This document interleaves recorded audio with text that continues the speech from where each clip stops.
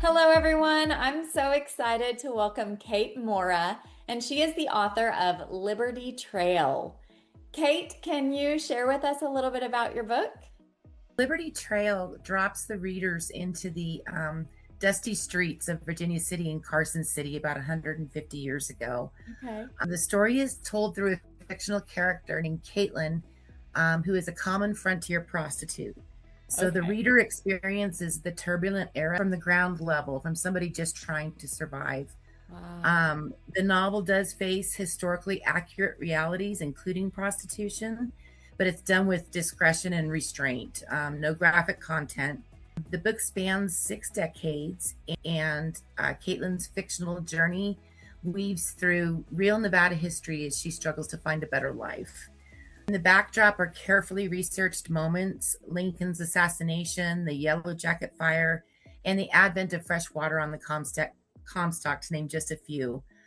These are drawn from letters, diaries, and newspapers of the day, brought real people to life, such as Rosa May, Eiley Bowers, and Alf Doughton. Okay. And these are people from all spectrums, all walks of life, and from their original words, I put together their personalities. So it's a lot of fun. And I did that a lot because their words and their lives still have a lot of meaning for us, and we need to learn from them.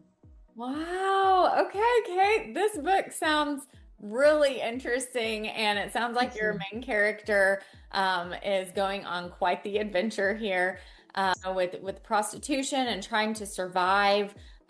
Just a super interesting story. And then the fact that you said that you've weaved all this historical context throughout the book, I just love that, and the research that you've done as well, I think is awesome.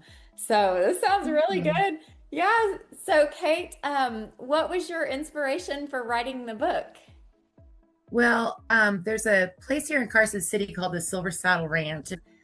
Fortunately for us, it's open to the public.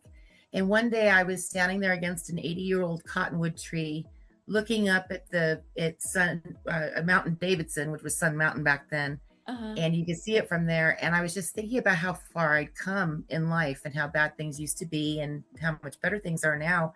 And all of a sudden, I just wanted to write the book. Another huge impetus for me was I read a book by the very talented author Richard Wheeler, and in one of his stories, he has his protagonist in a similar situation, but she doesn't make the right choices, and in the end, it's not good.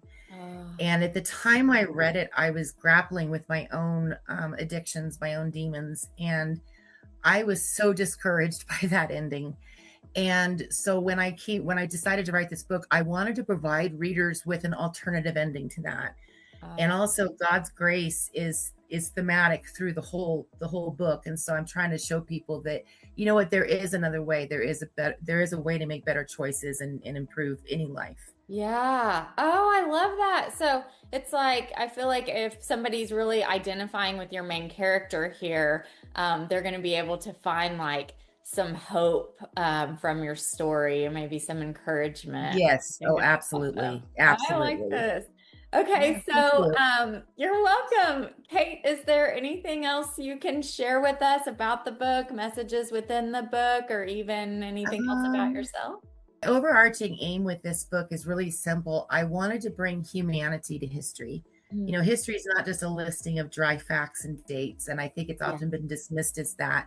It's about real lives. These people, you know, they blazed these trails and came here when there was nothing and built a life, and we so comfortably tread upon these trails today. Right. And, you know, I just want their stories to live. And I was also very alarmed during 2020 when we saw a huge influx of the cancel culture.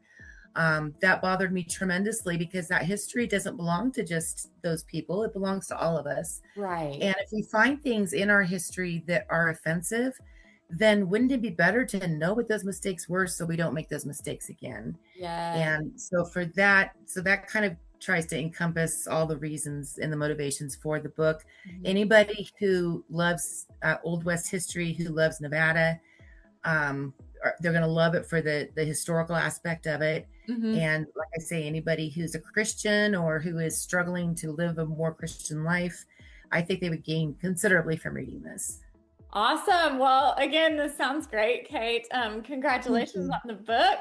For Thank you. anybody, you're welcome. For anybody who's interested in picking up a copy, again, it's Kate Morra, and the title is Liberty Trail. You can get it on barnesandnoble.com, amazon.com, also Apple Books, to name a few. Thank you so much for being with us today, Kate. Absolutely. It's also on Audible now. So thank you very much for your time. Okay, awesome. Thank you.